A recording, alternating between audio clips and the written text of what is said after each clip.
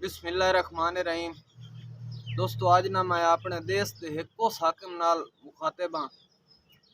बल्कि घरदार हाकिम नाल मुखातिब हाँ जिंदा ये हक बनता अमेरिका कोलों ना मुल्क की धी मंगनी आ ते उस दे बदले खैरात मंगनी शुरू कर दी है। उस हवाले नाल शेर कि क्यों मंगदे वत इमदादा कहें तू जे अल्लाह पाक तू अकल दी वी लैंदो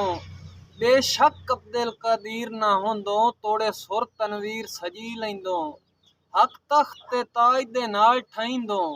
एक कौड़ा घोटा पी लैंदो चा समदी कमले आ दुश्मन तू कुत्ता दे के वतन दी धी लैंदो। काई न मंगिया ने जी डॉक्टर आफिया सदीकी देश दी धी है। जदन उस सुनिया तो ओदे जेड़े जहन ते गई हो जनाब दे गोश गुजार कीती जावा कि पेन पेन के तेरे ना फरमाना कर अपने आप नू की छड़िया है सुन बैठी साए गई मुल्क दी गैरा तू दा रोमन कैदन दी छड़िया है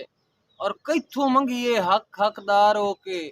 जदा हाकिम घोल के पी छड़िया है असी गुंगे नहीं भुखे साए गया बाला मुंह हर खुददार दा सी छड़िया है। और यार असी मुर्दा नहीं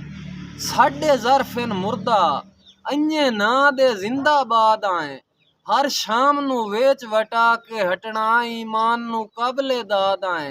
नवा नित तनवीर कूड़ सुनिंदा है जेड़ी नहीं सुनदा फरियाद आए कई पुछदे मर गए असी मर वंजना है खां कैद आई या आजाद आए।